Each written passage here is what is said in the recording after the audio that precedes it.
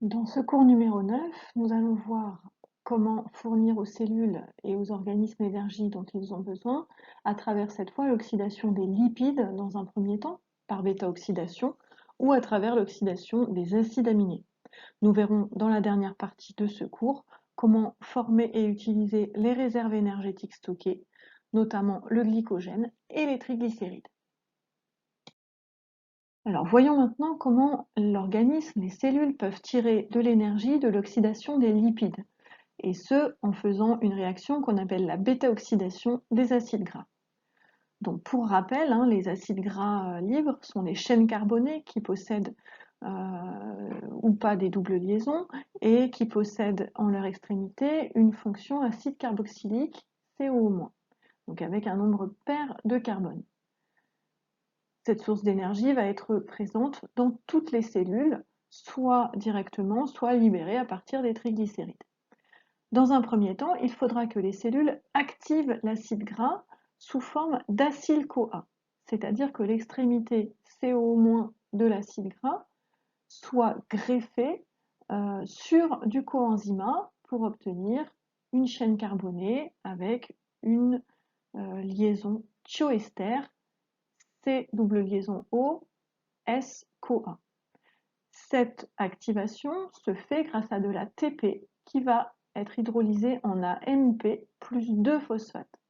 On retiendra donc bien que le coût total en énergie est donc l'équivalent de 2 ATP, puisqu'il y a 2 liaisons phosphate qui sont hydrolysées, et que pour retransformer de l'AMP en ATP, il faudra créer 2 liaisons phosphate.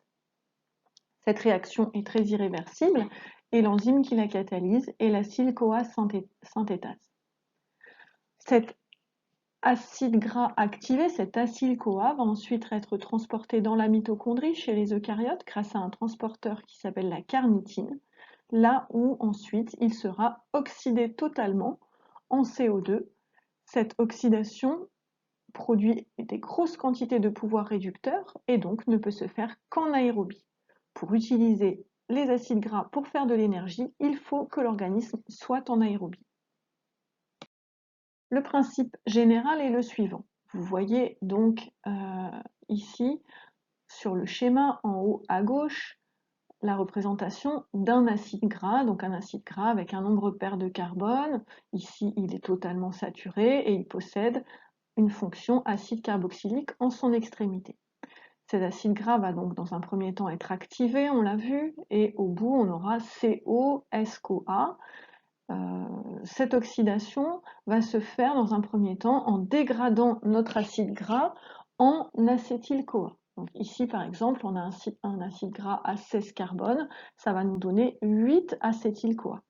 Ces acétyl-CoA vont rentrer dans le cycle de Krebs, cycle du citrate, pour être dégradés en CO2 et former beaucoup de pouvoirs réducteurs NADH, FADH2. La première étape d'oxydation de l'acide gras a elle aussi produit de grosses quantités de NADH et de FADH2. La troisième étape va donc consister à réoxyder le NADH et le FADH2 dans la chaîne respiratoire mitochondriale en consommant de l'oxygène pour donner de l'eau et former de très grosses quantités d'ATP.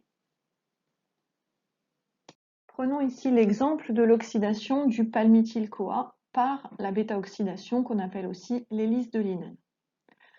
Donc vous avez ici en haut à droite de la diapositive la formule de l'acide palmitique qui a donc été activé et qui est devenu du palmityl-CoA, c'est-à-dire la chaîne carbonée de l'acide palmitique avec au bout COS-CoA, c'est-à-dire une liaison thioester avec du coenzyme A. Ce palmityl-CoA va subir un premier tour de l'hélice de Linen, un premier cycle de réduction qui va le transformer, donc vous voyez que le palmityl-CoA a 16 carbone, et bien ça va le transformer en une molécule à 14 carbone plus un CO2, plus un acétyl-CoA, plus une molécule à 2 carbones. Cette réaction se fait en 4 étapes. La première étape va consister à introduire une double liaison entre les 2 carbones qui se trouvent en position alpha et bêta, c'est-à-dire juste avant le C double liaison O. On va avoir création d'une double liaison et formation de FADH2. Cette double liaison va donc être, lors de la deuxième étape, hydratée sur le carbone qui se trouve en bêta. Donc on va avoir une fonction OH sur le carbone en bêta et un CH2 sur le carbone en alpha. La fonction OH va à son tour être oxydée par une autre enzyme et va produire un C double liaison O, et cette oxydation va entraîner la production de NADH. Le coenzyme A va ensuite du coup pouvoir rentrer et activer, entraîner le clivage entre le carbone alpha et le carbone bêta, et va former un coenzyme A, un acétyl-CoA, pardon. Donc les deux carbones de l'extrémité vont être libérés sous forme d'acétyl-CoA, et le carbone en bêta va se retrouver accroché avec ce coenzyme A qui est rentré dans la réaction, et donc on va avoir un acyl-CoA raccourci de 2 carbones. Donc ça va se faire jusqu'à ce que notre molécule soit réduite uniquement à des molécules d'acétyl-CoA. Donc si vous refaites le compte, et je vous conseille de le faire sur un papier de brouillon, qu'est-ce qui va se passer pour passer d'une molécule à 16 carbones à 8 molécules à 2 carbones, 8 acétyl-CoA? Eh bien, pour faire ça, on va donc avoir 7 cycles de coupure. Au dernier cycle de coupure, on aura 2 acétyl-CoA qui vont être libérés. Si on a 7 cycles de coupure, on aura donc 7 FADH2 qui vont être libérés et 7 NADH. On multiplie par le nombre d'ATP auquel ça correspond. 7 FADH2 fois 1,5, ça nous fait 10,5. 7 NADH multiplié par 2,5, correspondant au nombre d'ATP produits pour un NADH, ça nous fait 17,5. Donc ça, c'est déjà la quantité d'ATP qui va être produite directement à partir des 7 coupures du palmityl-CoA pour donner 8 acétyl-CoA. Et puis ces 8 acétyl-CoA vont rentrer dans le cycle de Krebs. Ils vont nous donner 16 CO2 et puis 8 fois 3 NADH, 1 FADH2 et 1 GTP. Donc 3 fois 8, 24 NADH, 8 FADH2 et 8 GTP. 24 NADH multiplié par 2,5, ça nous fait 60 ATP. 8 FADH2 multiplié par 1,5, ça nous fait 12 ATP. Et les 8 GTP produits directement. Si on fait la somme de tout ça, ça va nous donner 108 ATP. Il ne faut pas oublier d'enlever les 2 ATP qu'on a utilisés pour activer le palmitate en palmityl-CoA. Donc ça nous fait plus que 106 ATP. Donc le bilan total va être le suivant. Le palmitate plus 23 oxygènes plus 106 ADP plus phosphate va nous donner 16 CO2 plus 106 ATP plus 16 molécules d'eau. Pour être sûr que vous ayez bien compris ça, vous avez un autre exercice qui va porter là-dessus dans votre poly de TD, mais vous pouvez vous entraîner à faire la même chose avec l'acide oléique, qui est donc l'acide gras à 18 carbones, pour vérifier que vous avez bien compris. Que se passe-t-il lorsque la molécule, l'acide gras, comme l'acide oléique, possède une double liaison? Une double liaison, ça veut dire qu'on n'aura pas besoin de la créer puisqu'elle est déjà là. Donc qu'est-ce qui va se passer? Et ça, vous allez le refaire dans votre poly de TD. Eh bien, on va donc avoir, alors ici vous voyez l'acide oléique qui est représenté avec toute sa chaîne carbonée et sa double liaison. Eh bien, au début, on va pouvoir couper de 2 en 2 comme si c'était un acide gras saturé, comme l'acide palmitique, comme on l'a vu précédemment. On va couper de 2 en 2, donc on va pouvoir couper 3 fois, libérer 3 acétyl-CoA. Et puis, arrivé à un moment, ça va bloquer. Pourquoi? Parce qu'on va avoir une double liaison qui va se trouver ici au mauvais endroit. Eh bien, cette double liaison, elle va empêcher la création d'une double liaison entre les carbones alpha et bêta. Et donc, à ce moment-là, on va avoir intervention d'une enzyme qui s'appelle l'énoyl-CoA isomérase, qui va simplement, au lieu de la créer, déplacer la double liaison qui est dans une position qui ne nous intéresse pas vers la position entre les carbones alpha et bêta. Et donc là, maintenant, la double liaison sera au bon endroit et on va pouvoir continuer à nouveau l'oxydation de notre molécule. Et donc le bilan, en fait, va être le même que le bilan de l'acide gras saturé correspondant, c'est-à-dire avec le même nombre de carbone, sauf que, comme cette double liaison était déjà là au départ et qu'on n'a pas besoin de la créer, eh bien on a un FADH2 en moins de fabriquer. Donc dans le bilan, il faudra le prendre en compte. Lorsque la cellule n'a plus de glucides ni de lipides à sa disposition, c'est-à-dire seulement dans les situations d'urgence, en cas de carence énergétique prolongée, eh bien, les acides aminés vont pouvoir devenir une source d'énergie complémentaire. Ces acides aminés vont donc venir de la dégradation des protéines intracellulaires. Donc vous comprenez bien que ça ne peut se produire seulement qu'en situation d'urgence, puisque les protéines intracellulaires, eh bien, elles ont une fonction, elles ont un rôle, et si on commence à les dégrader, ça va poser des problèmes à l'organisme. D'ailleurs, les premières protéines intracellulaires qui vont être dégradées en cas de carence alimentaire, en cas de carence énergétique, eh bien, ce sont les protéines musculaires, puisque le muscle n'est pas un organe vital et donc l'organisme le sacrifie en premier. Ces protéines intracellulaires, donc en premier lieu les protéines musculaires, vont donc être dégradées en acides aminés.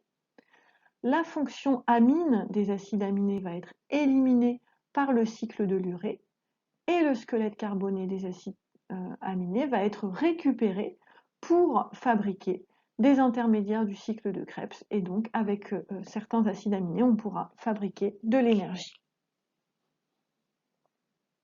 C'est ce que vous voyez ici et on distinguera deux types d'acides aminés, ceux qui sont dits cétogéniques, c'est-à-dire dont la dégradation du squelette carboné va entraîner la production d'acétyl-CoA. Si le squelette carboné est dégradé en acétyl-CoA, alors ces acides aminés pourront servir à fabriquer de l'énergie grâce au cycle de Krebs. Parce que les carbones du squelette carboné vont être dégradés sous forme de CO2.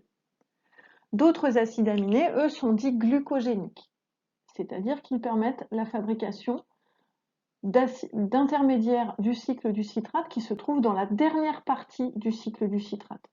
Dans cette dernière partie, les CO2 ont déjà été évacués, donc la chaîne carbonée pourra être réutilisée pour fabriquer, par exemple, du glucose par néoglucogénèse dans le foie. Donc, les acides aminés, il y en a deux sortes. Ceux dont la dégradation du squelette carboné va donner de l'acétyl-CoA, qui donnera du CO2 et de l'énergie, et ceux dont la dégradation va donner des intermédiaires de l'alpha-cétoglutarate jusqu'à l'oxaloacétate, qu'on pourra récupérer pour fabriquer des molécules carbonées. Si on récapitule ce qu'on vient de voir, eh bien, il existe trois sources d'énergie dans le corps. Les lipides, qui vont donner des acides gras et du glycérol, acides gras et glycérol qui vont donner de l'acétyl-CoA, qui pourra être dégradé par le cycle du citrate, produisant du pouvoir réducteur qui sera réoxydé par la chaîne respiratoire mitochondriale. Les glucides, qui eux vont aussi donner de l'acétyl-CoA et emprunter la même voie, et dans les situations d'urgence, les acides aminés. Si l'on compare le rendement énergétique des acides gras et du glucose, le glucose, pour 6 carbones, nous donne 32 ATP. Donc ça nous fait 5,3 ATP par carbone. Les lipides, on a pris l'exemple de l'acide palmitique, pour 16 carbones vont nous donner 106 ATP, soit 6,6 ATP par carbone. On voit donc que les lipides, d'un point de vue énergétique, sont plus rentables que les glucides. C'est pour ça que ce sont eux qui sont stockés, parce que ça permet de stocker moins de carbone pour avoir la même quantité d'énergie. De plus, leur côté hydrophobe optimise le stockage en permettant la fabrication de gouttelettes très denses. Nous avons vu que les glucides pouvaient à la fois être oxydés de façon aérobie et dans certaines cellules, dans un temps très court, de façon anaérobie. Alors que les lipides, on l'a dit, sont très dépendants de la chaîne respiratoire puisque leur oxydation produit des très grandes quantités de pouvoir réducteur. Donc les lipides sont donc oxydés de façon aérobie stricte. Donc nous allons voir sur cette diapositive en fait quels sont les différents substrats en fonction du type d'effort. Lorsque l'on fait un effort intense, qui en général est de très courte durée, par exemple de la musculation,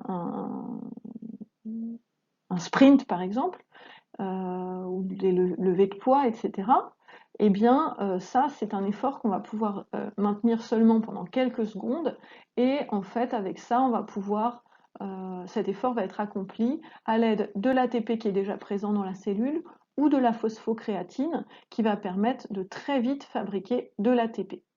Ça se fait de façon anaérobie, on n'a pas besoin d'oxygène pour faire ça.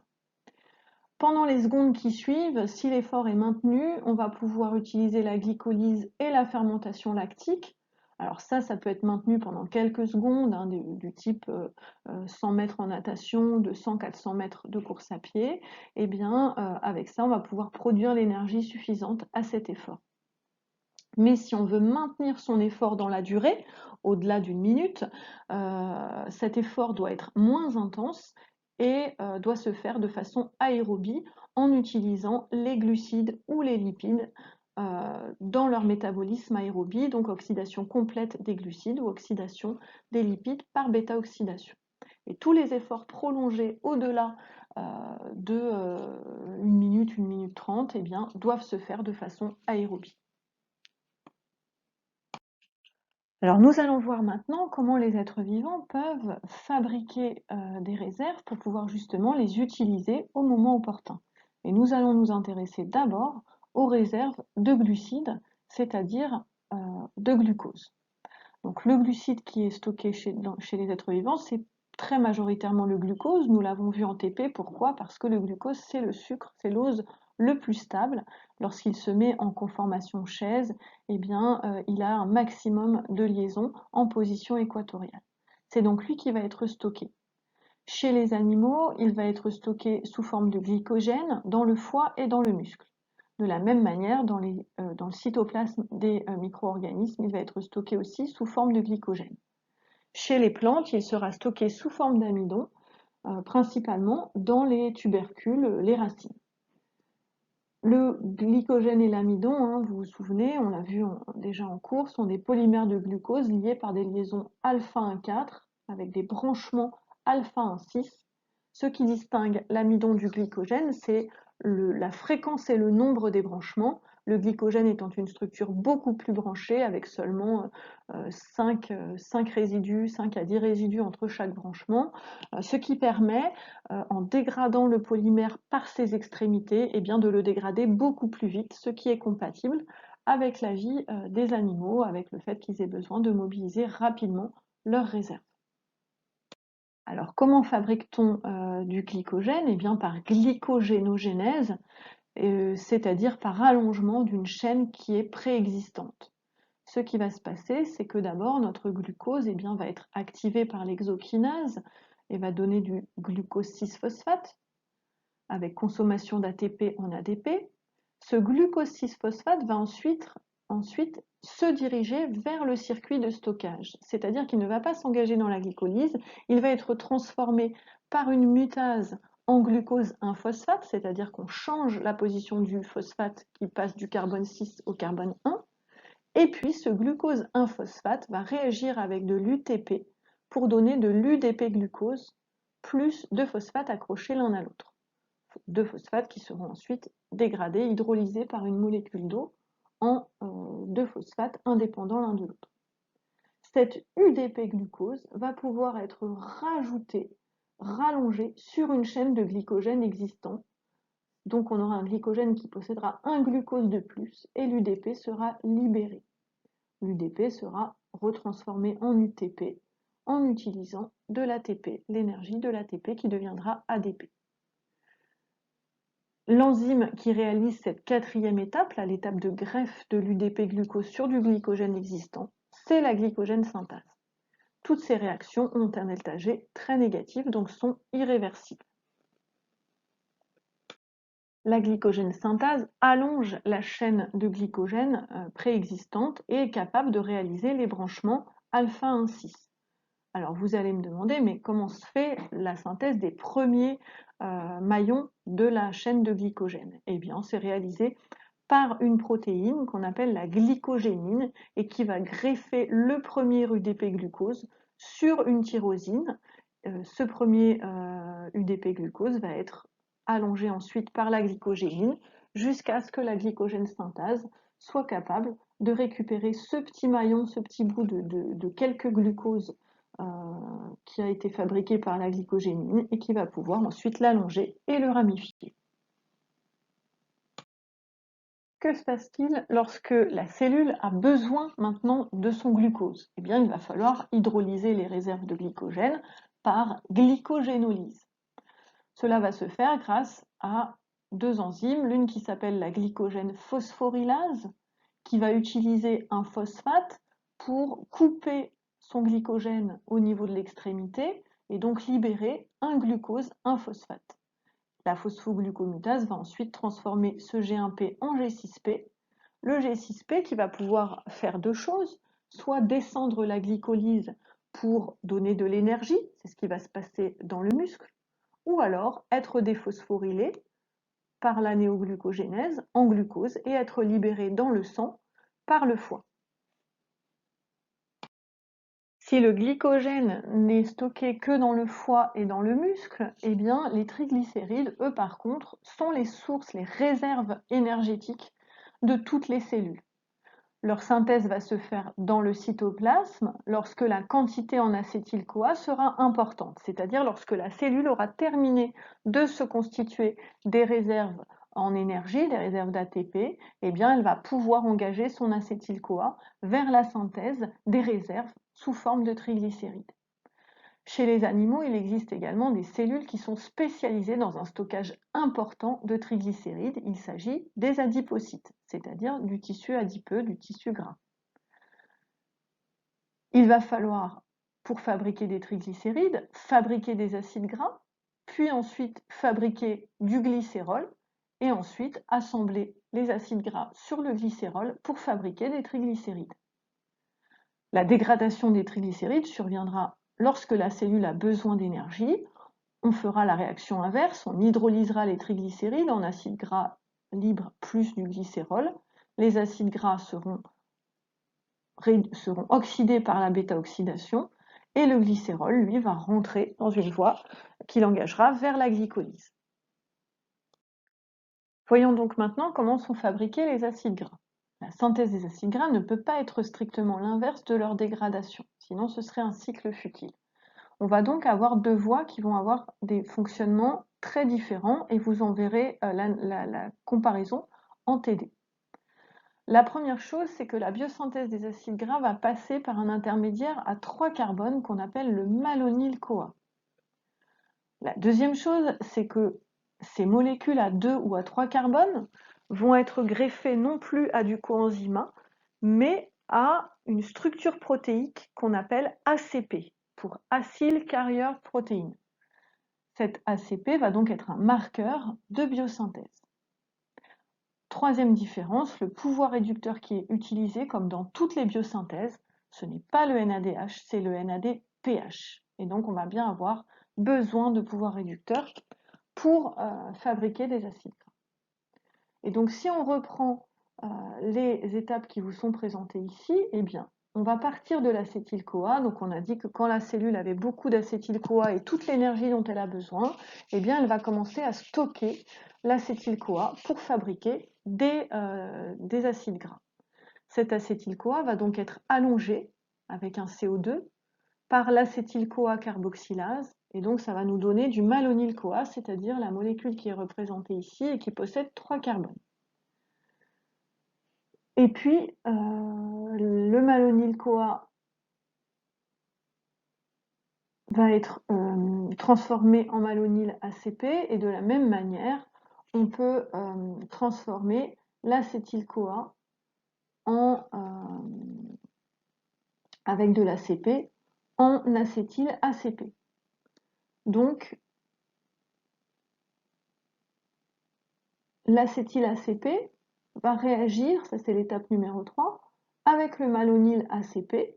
Donc on a une molécule à 3 carbones qui va réagir avec une molécule à 2 carbones. On va avoir synthèse d'une molécule à 4 carbones, plus un CO2 qui va être libéré. Cette molécule à 4 carbones, c'est ici l'étape numéro 4, eh bien, elle va être modifiée pour obtenir un précurseur d'acide gras. Donc ici, par exemple, vous voyez une molécule à 4 carbones avec des carbones qui ont été totalement réduits et une liaison thioester qui sert de liaison avec l'ACP. Ces étapes ne sont pas à connaître par cœur, vous devez donc juste être capable de les identifier si vous les voyez dans une réaction. L'ACP est représenté ici, mais encore une fois, il ne s'agit pas de l'apprendre par cœur, il s'agit de comprendre que l'ACP, comme le coenzyme A, possède une fonction thiol qui va lui servir à s'estérifier avec les acides gras. Et vous voyez ici que toutes ces réactions sont coordonnées au niveau des sites actifs de l'acide gras synthase. C'est l'acide gras synthase qui va posséder des groupements ACP, groupements sur lesquels sont liés soit de l'acétyl ACP, c'est ce que vous voyez en haut sur la première molécule, mais sur sa partie gauche, et sur la partie droite de la première molécule, une molécule à 3 carbones, donc du malonyl ACP. Et vous voyez en fait qu'à l'aide de pouvoirs réducteurs, eh bien l'acide gras synthase va greffer deux carbones, les carbones de 2 en 2, sur sa partie gauche. Vous voyez que la chaîne ici s'allonge à chaque fois à partir de la molécule à 3 carbones qu'elle a greffée sur son ACP. Et donc il y a toujours un CO2 libéré, les deux carbones qui sont greffés sur la partie gauche et du pouvoir réducteur qui intervient. Le bilan énergétique va donc être le suivant. Pour fabriquer un malonyl-CoA, il faut un ATP. Donc pour faire du palmitate, il faudra 7 malonyl-CoA, donc 7 ATP. 2 NADPH vont être utilisés à chaque fois qu'on forme une liaison, qu'on rajoute 2 carbones. Donc pour faire du palmitate, il faudra 14 NADPH. Cette diapositive ne doit pas non plus être connue par cœur, mais simplement vous devez comprendre qu'à partir de l'acide gras le plus simple qu'on a étudié, c'est-à-dire le palmitate, eh bien on peut fabriquer tous les autres, soit en les allongeant, soit en créant des doubles liaisons. On retient cependant que en amont du carbone numéro 9, seules les plantes sont capables de faire des désaturations et donc elles vont produire des acides gras qui sont essentiels pour les humains, c'est-à-dire que nous ne savons pas les fabriquer, mais dont nous avons besoin et nous devons les apporter par l'alimentation. Il s'agit de l'acide linoléique, linolénique et arachidonique. Pour fabriquer des triglycérides, il faut donc fabriquer les acides gras, comme nous venons de le voir, mais aussi du glycérol. Ce glycérol se crée par glycéronéogenèse. Attention, ça fait beaucoup de vocabulaire avec des mots qui se ressemblent. Et donc, deux réactions permettent de faire ça.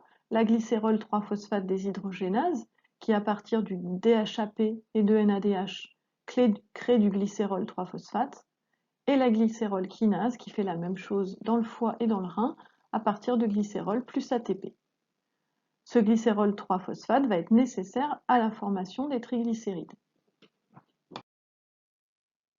En effet, pour pouvoir fabriquer des triglycérides, il faut avoir du glycérol 3-phosphate sur lequel deux acyl-CoA vont être greffés, et ça va nous donner ensuite de l'acide phosphatidique, c'est-à-dire un glycérol avec deux chaînes d'acides gras et un phosphate en bas. Cet acide phosphatidique, si la cellule est en train de se diviser et a besoin de phospholipides, eh bien il va se transformer en phospholipide. Mais si la cellule a besoin de faire des réserves, eh bien le phosphate va être enlevé et puis un troisième acide gras va être greffé sur le troisième carbone pour nous donner un triglycéride.